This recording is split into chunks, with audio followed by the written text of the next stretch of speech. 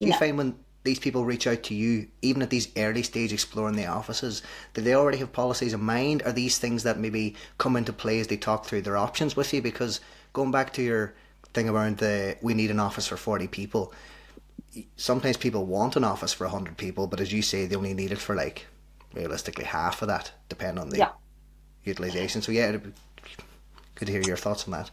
Yeah, I think it a lot of it kind of comes up organically. It's not just, that it depends as well, what sector they're from. So if you're an early stage startup, a lot of the founders that I would speak to, because they came from that sort of background, when you're building something, they very much are, we are building a team from the ground up. You're part of a founding team. So there's a lot more buy-in that you're part of that. There's nearly a partnership, sort of a unspoken strategy, but you have a very pivotal role to play because you're playing a lot of roles.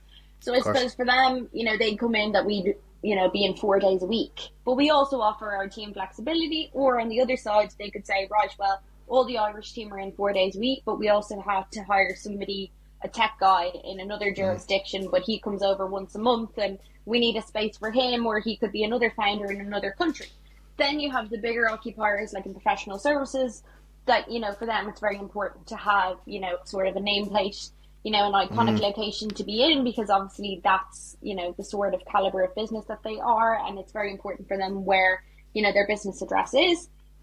But they might only be using it, kind of 3 days a week at present. But then there's other partners that say, listen, I'm happy to be in the office. I want to get back to normal. And it suits them and their working style. So it really can vary. But I suppose, it's always with them, you have to really dig deep to understand, A, what they do, what their team structure is, where they are now and where they want to be. So I think the hybrid policy is very agile.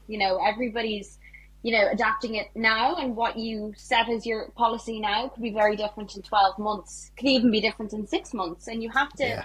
I suppose it's not a static structure. It has to be reviewed. And, I think that comes a lot from, the top, it has to trickle from top down. So from the business owner all the way down to, their newest hire. You really have to, I suppose, work with your staff and kind of, I suppose, bridge a gap between what's going to work in terms of productivity and also, how you can also, for younger graduates or people just coming into the organization, starting their career, what is best for them? If they need formal training, or, they're a graduate starting off in their career, and you're putting them with somebody else more senior, that's very much, you can't buy or you can't replicate that sort of informal training and on hand, experience, from a digital point of view. So it really does depend. But I think what everybody is very much aligned in is that, how are we going to get the best from our teams? How do we work?